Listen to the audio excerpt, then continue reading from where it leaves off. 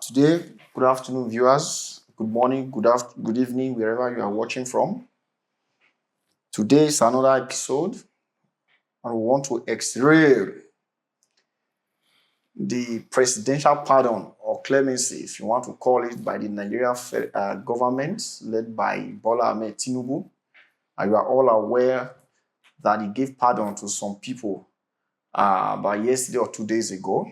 Prominent Nigerians were convicted on Friday, to be very precise. On Friday, to be very precise, who were convicted for one crime or the other, ranging from drugs, homicides, and a whole lot of things. So we want to X-ray today if that pardon was in order. Why was the pardon given? Those that were given pardon, did they actually merit it? So today we're going to be examining this, and we have today in our studio a very savvy comrade who is an activist too, a social crusader, who is very vocal with an in-depth knowledge of what is happening. Welcome with me, Comrade Destiny Inabulele. Yeah, Mr. Saitin, let me appreciate you and thank listeners and viewers for yet another opportunity to at least look at the evolving issues in our country, Nigeria. As you already know, this is a Tempest Unfiltered, which you all know that is a podcast platform cut through the noise to reveal the raw, varnished truth shaping our world. Here we engage in fearless conversations on leadership, governance, culture, and nation building.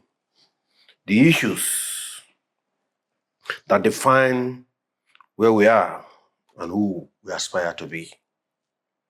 Each episode convenes thought leaders, trailblazers, and everyday visionaries united by common pursuits to think deeply, speak freely, and act boldly. No filters, no pretense, just authentic dialogue that challenges conventions, stirs reflections, and inspires information or transformation. Join us as we spark the conversation that will definitely shape a better tomorrow. Once again, we are here to delve into the presidential pardon. There have been some, cry by the average Nigerians at this particular point in time. Some have said that it is uncalled for. Some have said that this also show where our priority lies. The issue of national moral test and question arises from this pardon, from drug dealers. Just name them, murderers, just name kidnappers, or sort of, in a nation that is striving to be in the forefront among the community of nations. But today we know that in Nigerian Constitution, in Section 175, which empowers the president to forgive, to pardon. When I use the word forgive, pardon, you all know. But here we are today.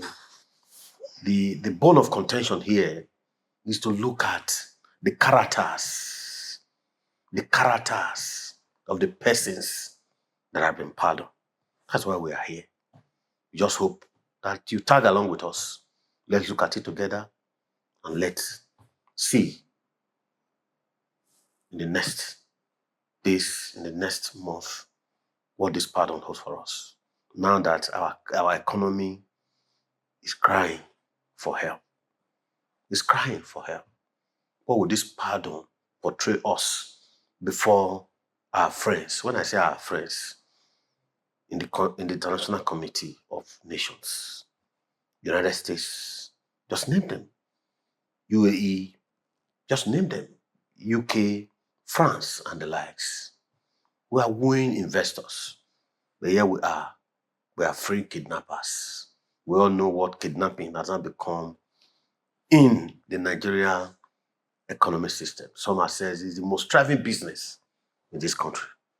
Once again, you are welcome, and I want to appreciate society for having me and allowing me to at least say one or two things. Thank you very much. It's a pleasure, sir. Just as you rightly said, we want to actually look at why the pardon is necessary at this point in time, and why are these people, especially when the world, as we see today, that President Trump is joining some other leaders to end the long war in the Middle East. So when nations are fighting to redeem integrity, to make sure there is peace in the world, here in Nigeria, we're having situations where we are freeing kidnappers, murderers, drug traffickers, and all of that. So what does that portray for a country like Nigeria? Well, thank you again. For us as a people, we are not saying that he should not. The point, he has been empowered, as I already said, by Section 175, but in consultation with the Council of States. Another question that begs us for answer is whether or not he consulted the Council of States. So when we say Council of State, we are talking about former, presidents, governors, 7 governors, and the likes, where they all meet to deliberate the next step of the nation. Because, in freeing or giving pardon to criminals is a very critical point of a nation's life, because you don't know. For instance, there is one notorious kidnapper. They said kidnapped one of the legal luminary, Chief Mike Ezekome Esse at the time. He has been freed. And there's another lady, Sanda, that killed the husband. At the time, she has been freed. So, what does it portray? What legacy, what example are we setting for our upcoming younger ones? For instance, just about a week ago, there was a murder of an army lieutenant by the wife.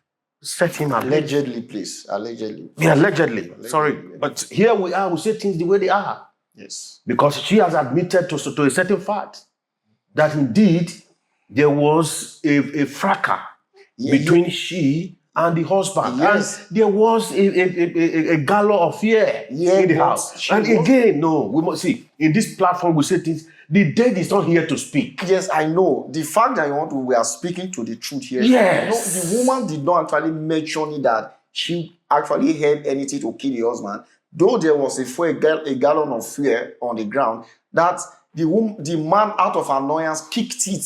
So you cannot directly say that the woman was involved in the killing. Mr. So I want us to get it Mr. correctly. Sareti, because people let me say this. An owl fly in the night, at the dawn of a day, there is announcement of the death of a baby. There's every possibility that owl that fly in the night must have been linked to the death of the baby. Even when it was the man that went to buy the fuel and put it in the house and kicked it. Were you there? No, that was you were not there too. No, because the woman, there was no point, there was nowhere the woman admitted to have from the way she has conveying her words to the people. Okay. There is every pointer to the fact that before now there have been a consistent infighting between she and the husband. At the time, she was hospitalized and she lost a baby in the process. She had a miscarriage. Sorry, she had a miscarriage.